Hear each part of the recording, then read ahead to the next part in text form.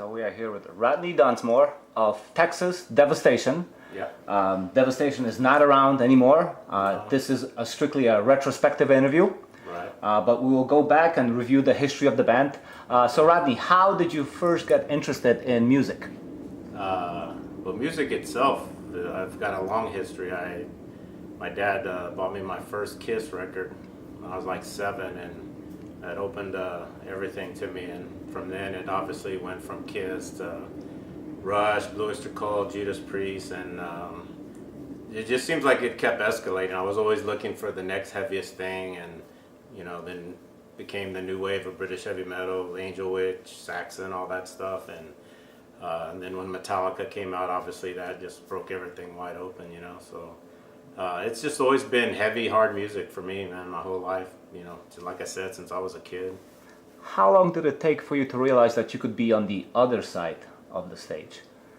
Well, that's funny because at the time, we're from Corpus Christi, Texas, small town, and when the underground stuff was kind of busting out, we didn't really have it. Houston had a scene, San Antonio had a scene, Dallas. The Corpus didn't really have anything, so we had to travel to those other cities for the shows.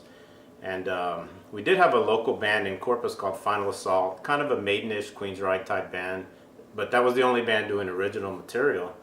And Dave Burke was their guitar player, and he just came to me one day and said he was leaving the band, and which was kind of weird because they were really getting big and getting some big shows. They were playing with like Yngwie, Metal Church, stuff like that. And he goes, I want to make a heavier band, a thrash band. Do you want to be the singer? And I'm like, dude, I can't sing, And he's like, well, it doesn't have to be great because it's just thrash.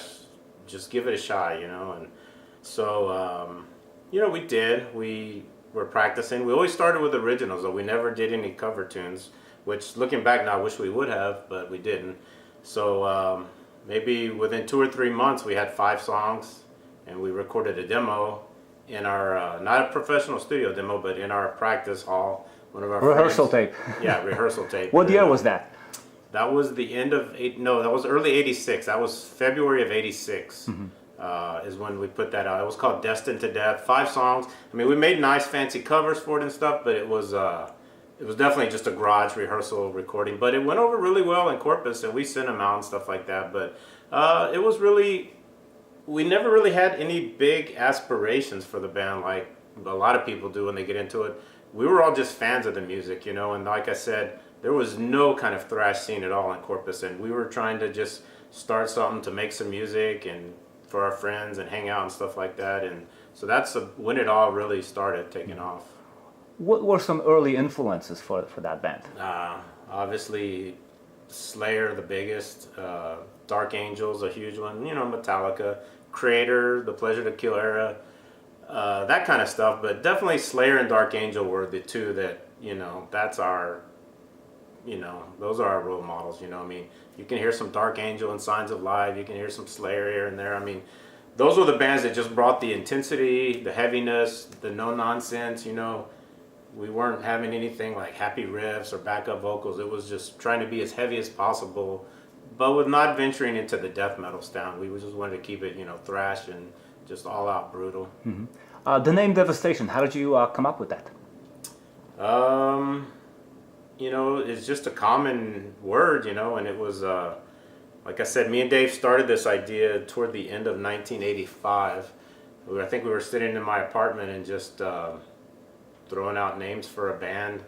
I had always, since like junior high, scribbled on paper and notebooks and stuff, but I had a band name called Massacre. I had a logo, guy with a hood and an axe and everything, but I don't know, we just started, we go, man, there's not a Devastation, there's a Destruction that just came out, and they're cool, but we just didn't know of a Devastation, so it sounded like a cool, popular name, sounded heavy, so we just said, what the heck, let's go with that, Well, me being from Chicago, there was a Devastation in Chicago, if you were of it. Were there ever any concerns regarding the name?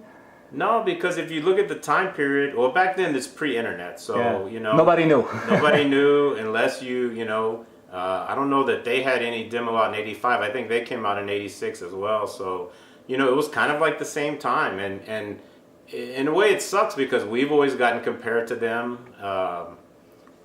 Just because of the name and the name alone. I think the music's a little different. I'm not real familiar with them. I mean, I know a lot of people like them, and I think they might be death metal or no. Yeah, a little bit more on the thrash death side, yes. But but we've always gotten that comparison, and it's not like we heard their name and ripped it off, and I'm sure they didn't know about us. Like I said, pre-internet back then, you did until you read about something in a fanzine or you see an album or a demo or something. You just don't know. The internet has shrunk the world to a much smaller place. That's right. And we just didn't know or didn't have that back then. But after we got going, obviously we heard about them. But we had already kind of established a base, and we didn't want to change it, and I'm sure they didn't want to change it. So I guess both. Well, played out in their many places. ways, they sort of ended at the same time you kind of began to take off. So. So maybe that there was some agreement, but both bands are still enjoying their popularity, and so on. Yeah. So getting back to Texas Devastation, how many more demos did it take before you were considered to get a record deal? We did another demo called Violent Termination. I think that one was 5 or 6 songs. Same thing, just garage recording, what have you. And then for some reason, instead of making a proper demo going in the studio, we went in the studio to record an album, which we were nowhere prepared to do or not ready for. It was only a few months after we had been around. So we should have probably went in and done a proper demo as opposed to trying to do a whole album production of doing it ourselves, the cover, the layout, everything like that. But you can't change history, so that's what we did. Who was in the band at the time? At that time, it was me, Dave Burke, Edward Vasquez on guitar, and Jesse Lopez on drums. We were a 4-piece at that time. That was we recorded that in I think June or so of '86, and it was released early '87. I think January, February of '87. Now, back then, getting a record deal was not an easy thing. I mean, nowadays it's so easy to put out an album, you can probably do it yourself. But back then, it was a struggle. So how did you end up with a deal so quickly? I mean, well, that one was self-financed. We did ourselves. But after that, we did record a professional demo. Finally, we went in the studio called Contaminated demo, and we sent. I think I only sent like 3 of those out. I sent one to Metal Blade, one to Combat, and one to Megaforce. And like within a week or two, I was just sitting on my couch one day, and I got a call, and this guy goes, "Yeah, is this someone from Devastation?" And yeah. And it was Scott Givens from Combat Records. That's and right. He goes, "Man, have you guys signed with anyone yet?" And I'm like, "No, not at all. We just sent out a couple of demos." And he's like, "Well, don't do anything. We're real interested in you guys, and we want to talk, and we want to do a record with you guys." And of course, it was, whoa, man, Combat Records, that's one of the big ones, for us, because Exodus and all these bands that we love, and so I called Dave, and, we're all freaking out. I'm like, whoa, how can they like this little band from Corpus, these 4 teenagers, and so it turned out to be not a gag, it was true. So we drove up to New York and signed a deal with them. Let's backtrack a little. Can you show the first album? Yeah. Violent Termination, right? And just say anything else you want to say about this. How do you feel about it now? How did you feel about it when it came out? And this one, Violent Termination, this is the first one, the self-financed one that I was talking about. It's very barbaric and archaic now, and I actually hate it. I didn't know, I mean, some of the songs are okay that we wrote because they're different. This was maybe our most original sounding or unique sounding album, because the songs were, definitely our own thing. We weren't ripping anyone off, that's for sure. The vocals are horrible, and I didn't know what I was doing in the studio. I was so nervous, I was freaking out, and it shows on here. The vocals are just a mess, terrible, probably the worst ever. But we financed it ourselves. We were all working at the time. It should have been a professional demo is what it should have been, but we went all out, put it out as an album.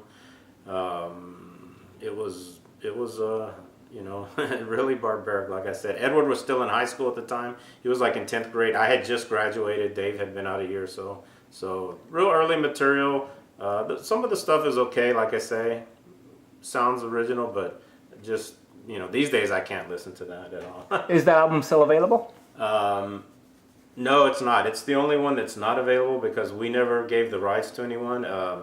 Hell's Headbangers wants to do it. Some guy in Greece wants to do it, but I still have a stack of them sitting in my closet at home, and that's probably the best place for them because I don't really want to get too many more of these out there. But no, this is the only one that's not available or reissued or anything like that. So let's go to Combat. All of a sudden, big things are happening. You are with a label that is respected, that has a lot of ties, has work a lot of good bands. So what was it like when you signed with Combat? Combat, it was cool. Someone's giving us a check, some money to go record an album, and it was interesting. So we recorded Signs of Life. And, Do you want to show it? It's out there. Oh yeah. So we go to record this one, our first one for Combat, in sometime in early '88. Yeah. I can't remember the dates exactly, but this one we went up to Dallas and recorded in Goodnight Studios. A guy, Kerry Crafton, who had done some bigger stuff than us for sure. Some, I don't know, Fleetwood Mac he had on the wall, stuff like that. But this one we were kind of defining our sound. This album we were really into Dark Angel. I mean, I think Darkness Descends had just come out and, man, just bludgeoned us, This one, Darkness Descends, Rain and Blood, those two albums were about all we were listening to at this time. This one is cool. It's just super fast. Maybe our playing had gotten a little bit better from the first album. Songs definitely a little more intense, a little more energy, definitely a lot faster, a lot of aggression. Just rocket speed, and it's a pretty good album. I mean, I can go back and listen to it, and it has its moments. There's some good songs on here. This one we turned into a 5-piece. We added Henry Elizondo, which was a big move for the band, and it definitely widened our sound, created more stuff we can do. Those guys could do harmonies and a lot of killer guitar parts together, and so this one really started the new direction of the band. It was taking us into a bit heavier, faster, and more. Just more skilled musicianship, I think, in this one. It did okay for a first effort, but not groundbreaking or anything. But Now, you also got to tour on this record. yes. This What was that like? Well, Combat was good. Okay, we were one of their bands. They had quite a few, but the guy who really believed in us big time was our booking agent, Mitch Carduna at TCI in New York. He got us on some of the best tours imaginable for a band of our stature. I mean, we were nobody, some kids from Corpus, right? And he got us on the very first Sepultura US tour. Remember that when one? they came through. They were just, there was a buzz about them. They had just signed with Road Racer. I mean, that tour was phenomenal. They were kicking ass all over the country. We got to open up. He put us on a tour with Laws Rocket and DBC later that year. And we did, at the time we were doing that, Death and Dark Angel were doing a tour. They ended up fighting and Death dropped off the tour. So we finished that tour with Dark Angel.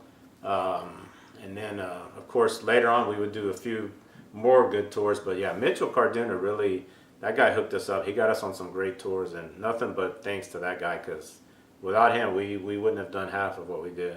And what was the feeling like within the band at that time? I mean, it's one thing to play around when you live in your own area, but Right. being on the road, you really get to know who is who. Yeah, well, even in Texas, we were kind of road dogs because, man, we played all over Texas with all the Texas bands and stuff like that. But being able to tour the country was just a whole nother world, It was the one thing we could always say about our band is you may or may not like the music. You may think we suck. It may not be your cup of tea, but if you went to see us live, we put everything into the show. I mean, we were really into it, just up there thrashing, going crazy. And our live show always, I think, made a few new fans. I mean, after the shows, people would come up and say, man, you guys kicked ass. Y'all were great. And the bands we played with, like Death, Dark Angel, they were like, holy shit, you guys are up there raging and just thrashing, insane. And shit, it's a hard act to follow after you guys, And I mean, I'm not saying anything putting us up on a pedestal above them, but they were just all impressed with our live show because, from beginning to end, man, we just went after it. We were just like young kids and just pedal to the metal, and, we always had a pretty decent live show. Who were the songwriters in the band at the time? Starting on this Signs of Life one, it was mainly me, Henry, and Dave. Those two would come up with riffs. I would write all the lyrics, but they would get the riffs, and then sometimes I would help with the arrangements of the songs. Because I've always, like I said, I've been a music fan since day one, so I could always tell stuff that kind of flowed or didn't flow, or like, that's weird, that doesn't sound good there. But mainly us three would always sit down and they would just pile up the riffs, and we would start putting them together and intertwining them in songs and stuff like that. Mm-hmm. Now, Signs of Life really laid a solid foundation for what was to come, which was your third and, as it turns out, last album. Yeah. Can you kind of lead us into it, how it kind of came to be and so on? Yeah, that one, so the Signs of Life, I mean, we probably played 250, 300 shows on that record. And maybe I should probably ask another question. With all these tours in mind, how did playing out so much and doing so many tours improve the band's playing ability and songwriting and so on? Yeah. Like I said, with that Signs of Life, we did. I forgot the biggest of all tour. On that Signs of Life, we opened for Death. Right when Spiritual Healing came out, and we did the whole U.S. tour with them, and that was another phenomenal tour, selling out everywhere. At the time, that was the highest charting death metal record ever. I think it broke Billboard in the 180 or something like that. Mm-hmm. But it just made us, it just solidified everything, made us a tighter band, a tighter unit. Playing live so much, just kind of, it became like second nature. We were always down to play anywhere at any time, and we did pretty much. We toured as much as we possibly could. So let's get to Idolatry. Okay, this one, Idolatry, third album, final album, last album, and to me, definitely the best album, and a lot of people also think that. It was just steps, like baby steps, elementary, junior high, and here we hit high school, and this was great songs, well written. I think we had all improved a little bit. I mean, I was trying to sing better the best I could, but and then Scott Burns really helped out a lot on here too. Kind of cliche, I guess, now looking back at it, because at the time everybody was using Scott Burns and everybody was going to more sound and what have you, but the guy could just get a good sounding metal album, man. He sure did. It was thick and it was just punchy, and I mean, man, Dave just wrote some killer riffs on this, as well as Henry. Just good songs, man, and it was all put together. A little bit of a concept album, not a full concept album, but it kind of had everything going at once, and we were at our peak. The only problem was it was 1991 now, and grunge was taking over, and metal was on its way out the door. Combat was dropping all their bands, and so we hit our stride just kind of at the wrong time, I guess you could say. But we're still proud of it. I still get people today either email me or find me on Facebook, or when I meet them at a concert or something, they're like, dude, that album was just remarkable. We love it. Still to this day we listen to it, and that's a cool thing, because like I told you, we were just fans of music. We didn't even think our band would ever get out of Corpus. We just wanted to write some songs and just to be a band, for us, our friends, hanging out. And when people come to you 30 years later and say, man, I still have that CD in my car, that's an amazing thing, I mean, something I would never imagine would happen to me, but it's a cool thing, Now, personally, you also had a new drummer when you did that record. Yeah. Yet the old drummer, Louis, was touring with you. Can you explain how that happened? Yeah, each album had a different drummer, actually, so we were kind of Spinal Tap-ish in that aspect. But so from Jesse to Louis on the second one, and this one was Dave Lozano on this album, and it, his drumming was amazing on here. It was. He was a real good drummer, without a doubt. I mean, all the drummers had their own definite thing. He fit us at this time. He was a good drummer. He helped make this album what it was. On the tour, I don't know, the band just came together, and it's so much of us was just like personal, and then with all that touring and most of the touring we had done with Louis. We had probably done 250, 300 shows with Louis.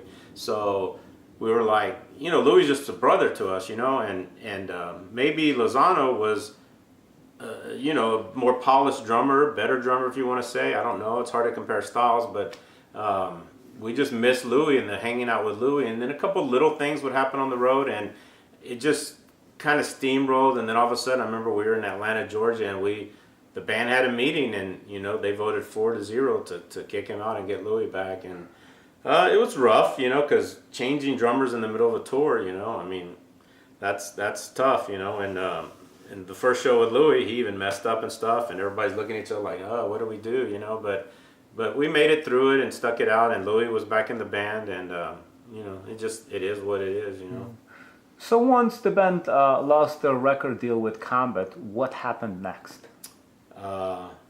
It's so weird, the ending of the band, because okay, we finished so if I go back a little bit in time, so when this album came out, we're just like, you know, proud mothers, you know, we're like, man, we got this thing that's awesome, we got to get out and play now. And like I told you, it was 91, so metal just wasn't happening, man. Like big tours were falling in and caving and canceling. Like my buddy Jason from Watchstar, he was in a band called Dangerous Toys at the time. They were doing this Operation Rock and Roll. The lineup was Judas Priest, Metal Church, Alice Cooper, Motorhead, and Dangerous Toys.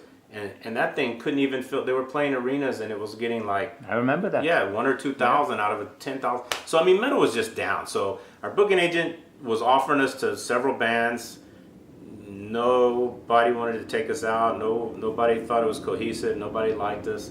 So he goes, man, I can't get you. Do you guys want a headline? And I'm like, man, I don't really feel like we're at the status to headline. You know, we can't fill up any decent sized venue. And he goes, well, I mean, right now it's either headline or don't tour. So I said, well, we got a tour, so we'll headline. So he put us together with Malevolent Creation, who had just come out, put out their first album. Great band. I mean, total, that's brutality at its best. And then Demolition Hammer, another band, just put out their first album. Another awesome band that just totally slays.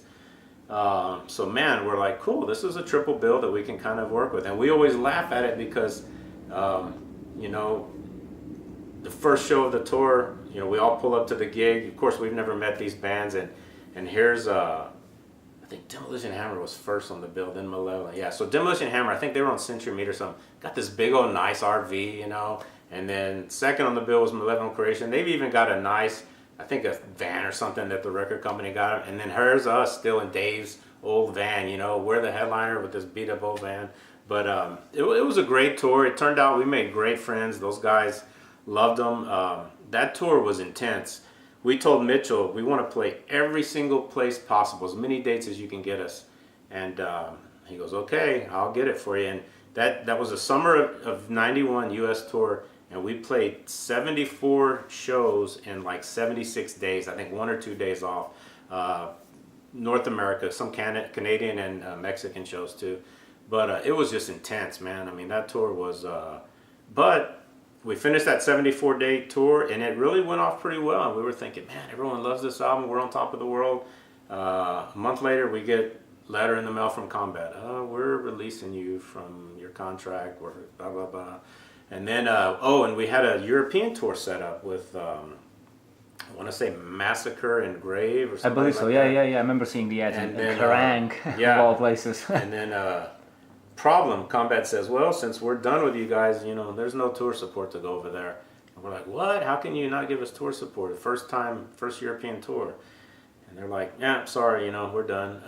So we look at each other and we're like, man, we got to go. This is a decent European tour. All we got to do is pay our plane tickets, and our merch will sell over there. And we'll make enough to get by. Well, me and Ed had jobs. We wanted to pay the plane tickets. Henry didn't have a job, Dave didn't have a job, and Dave was real on principle. Dave was really like, no, screw that. Combat needs to pay for us to go. That is their responsibility. So long story short, we didn't get the tickets, we didn't go. That is the only regret I have in the years of being in the band, was that we didn't go do that tour. Because that would have, I think, opened some more eyes, broken us over there in Europe, and possibly got us a European deal, something to carry us on or whatever, but did not happen. And I'll always regret that, but we didn't do it. But like I said, when our last show of the U.S. tour was over, it was, when you ask about how did the band end, it was just a simple case of Joe's Garage in Dallas, Texas. We played that show, and I think we even went in different vehicles. Everyone, and we just left, and no one really called each other anymore or talked. It's kind of like it was weird. You just knew it was the end, with the combat thing and this and that. And then we never got together as a band again. And although I do recall seeing a post on Blabbermouth in 2008 that there was supposedly some kind of an attempt at reformation. Can you shed some light on that? So with the MySpace thing, a friend of mine made me a MySpace page for the band because he had one for his band. He's like, dude, I made this Devastation MySpace page and it's getting a lot of hits and people are writing. You should check it out. And then after about a year, he goes, look, it's just too much. I'm going to turn it over to you. So I got it. And people were contacting and this and that. Oh, I like the band, whatever. So it kind of spurred a little interest. So we started talking about the possibility of it. And it turned out to be a mistake, a joke. But Dave didn't want to do it. Henry did want to do it. So me and Henry were the only two original members. We got our original bass player, Alex, who was never on an album, but he's from Annihilator, who played on a couple of our demos. We did with him and a couple of guys from Corpus, and it just it tanked. I'm not gonna say it tanked. It was okay. We went to Europe. We finally did some shows over there, a couple of festivals, and some stuff in Bosnia, Croatia, and it was fun. People liked it, but it just, there was some self-destructive people in the band that just were out to no good, and it just ended. We hooked up on a Soulfly tour here in America. And opening for Soulfly, which we had no business doing, and that was just the end of it. We made it about halfway through the tour, and kind of just broke up again, and that was it for good, So there's no chance at this point of ever. Nah, I don't think so. Nobody has an interest. Everybody has their own thing. Dave lives in Houston and raises horses now. He's like, which is my next question. Where are they now? Yeah, Dave's like a cowboy guy. He's got a ranch, lives in Houston, raises horses. Edward still has his landscaping business, doing well in Corpus. He's a born-again Christian. He's real into that. I think Henry's like a master plumber now, lives in Austin. He's doing that. Louis has a screen printing shop like I do, does tattoos also. And then me, myself, I own a screen printing company in San Antonio. It does really well. Allows me to travel, do the things I want. And, like I'm here tonight selling merchandise for midnight, hanging out with my friends, so... It's cool, We all went our separate ways and just kind of left it at that, I brought one more artifact out there. If you want to show it, it's a laminate from the last tour. That Edward sent me. And if you, let's say, how do you look back at your legacy at this point? You want to show that thing up to the camera? Oh, yeah. So that's actually, the funny thing, these are the laminates that Combat made and sent to us. And on the back, I don't know where they come up with this making idols of ourselves. So we thought that was really dumb. So we made up our own laminates. We never really had a good relationship with Combat. There was times where they busted us on tour. I was saying F Combat to the crowd, and the crowd would start chanting it because we just felt like they never really gave us any push or any support. And we'd see these other labels with big ads in magazines, and then ours would be a little quarter page. It just like they weren't pushing it or they weren't into it. But looking back, I probably shouldn't have done that, but we just didn't feel like we got any support from Combat. But as far as legacy, like I said, I don't feel we left much of the legacy, but people coming up to me telling me that they love this album and it rules and they still listen to it, and that's just a big thing to me, because I'm just a music guy all the way around, and if you touch a handful of people and they like your music, I think it's worth it, it really is. To me, that is. The band as a whole, I don't think there's a huge legacy left, but even if it's a small one, it's something, We made an impact. 30 years from now, people will still see this album around and maybe like it, give it a shot, who knows. Thank you.